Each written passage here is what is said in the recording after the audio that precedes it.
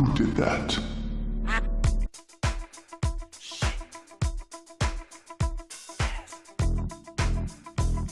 Hail to the king, baby.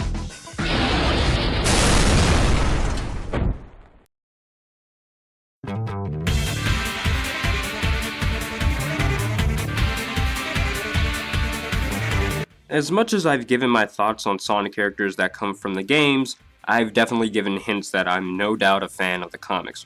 More specifically, a fan of a particular character that originates from there.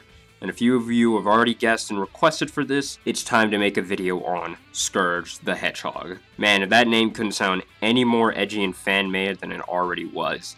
Yes, this is Scourge, but he wasn't always known as that. For the longest time, really, he was the most plain thing there ever was to the comics. Just another villain. And more accurately, he was the anti-Sonic. Go with me on this, time for a little history lesson for those who don't know or remember. Anti-Sonic, or Evil Sonic, was just that. A negative and bad version of Sonic, because in the comics they took the DC route with the whole multiple universes archetype. Anti-Sonic ranged from the backwards version of Sonic's home, where the characters that are naturally good there are naturally bad here. You get the idea. It's surprising to think about how far back this guy debuted, for his grand appearance was in issue 11, back when the stories were very simple and more akin to the adventures of Sonic the Hedgehog, with a little bit of sad AM. So I would think this dude was nothing but a throwaway, like a few other things that were in the comics around that time. Shockingly, he stuck around. He legit pretty much made his returns pretty frequently.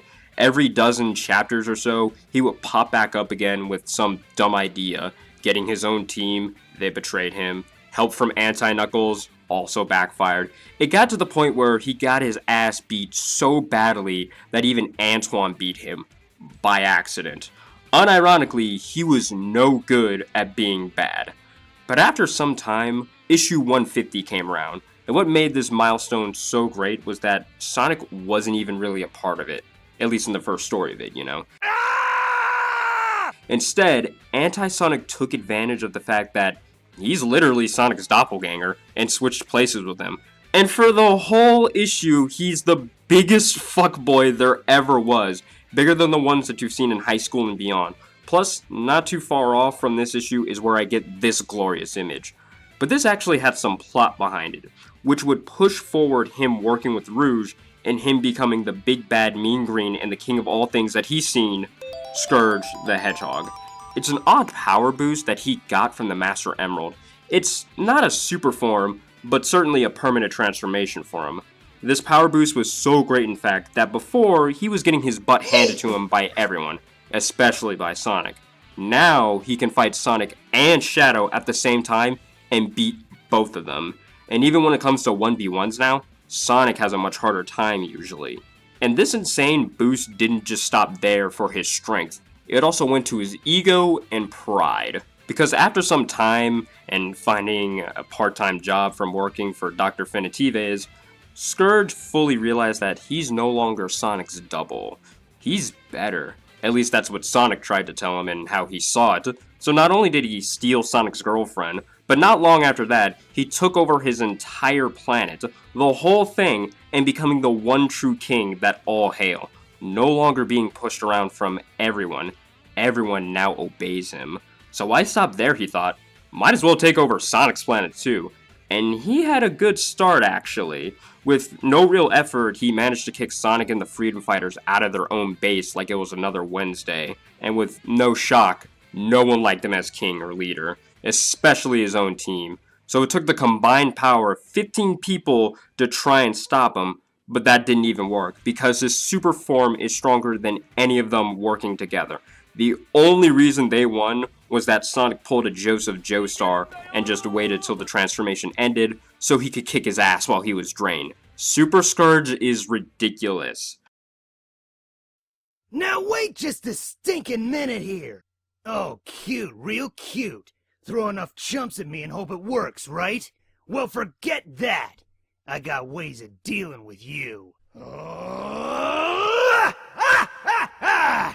All hail the king, baby!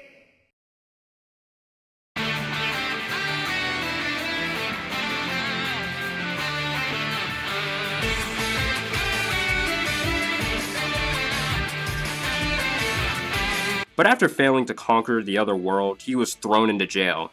Not just any jail this time, a universe or zone as they call it, that's specifically made to keep insane people like him trapped. And I don't know how long he was in there for, but long enough for someone like him to have his spirit crushed and not to want to break out when he's given the chance to. But his now girlfriend, Fiona, gets his confidence back up so they could break out of jail. And he did just that. Like, if your girl isn't willing to break you out of jail, then she might not be the one, bro. Just saying. And once he made some deals here and there, he did it. He escaped jail, leaving the whole thing in ruin as well. And after everything I just said, I know it sounds like the most fanfic thing ever, but I kinda like it. Scourge and the Destructics are actually really cool characters. I like them all. Yes, even Fiona. I genuinely like Scourge, because he really did go from this one-off that stayed for too long, that kept getting his ass kicked left and right, to a pretty kick-ass villain who got the power, stole Sonic's girlfriend, literally made a name for himself, and took over an entire planet, and killed his own dad in the process, I'm pretty sure. And his jailbreak arc is one of the best in the whole series, I believe. He became a real villain. A perfect antithesis and antagonist to the main character and protagonist, that is Sonic. It's awesome. Besides Dr. Eggman, of course, it's no wonder that some of the best moments fall down to Scourge. Now, this would be the part of the video where I start to talk about the comic iteration of the character, but it's already done, as you can clearly see. Or is it? Now, as much as I love Scourge Lockdown, it ended on the biggest cliffhanger I've ever witnessed, and that's mostly due to the comic reset that happened not too far after he escaped. So we will technically never know what his big plans were going to be. Or will we find out? Because I'm not the only one who's felt blue-balled by what happened. There's this fan comic that's being made of what happened to Scourge and his team after the lockdown arc. It's called Scourge Eternal Blackout. Cool name. So far, there's only 4 issues of it, and from what I've read, it's pretty good. It's got nice art that reflects the Archie comics and really fits for it. And granted, I don't know where the story is going, since there's not much that I really know or anything that's entirely happening. But as long as there's some sort of continuation for Scourge to this level, then I'm completely happy. I don't know if the person who is making the comic right now is watching this or plan to watch it in some sort of way, but you're doing God's work. Keep it up. I like Scourge, and I really wish that he did get a continuation, because I like all the shit that happens with him in the comics. He was a really cool character, and it's really good to see that people do like him as well. I know Sega wish they probably could do something about it, but oh well, who knows. So, yeah, let me know what you guys think in the comments below. This was the video of Scourge the Hedgehog, the one and only king. We must hail him. So yeah, you know what to do. Comments below, you know what to do with all the links that I provide. Stay safe, especially nowadays as things are starting to get a lot more crazy. Thank you for watching. That's greatly appreciated, of course. Have a great day, have a great night, and everything else, you know what to do.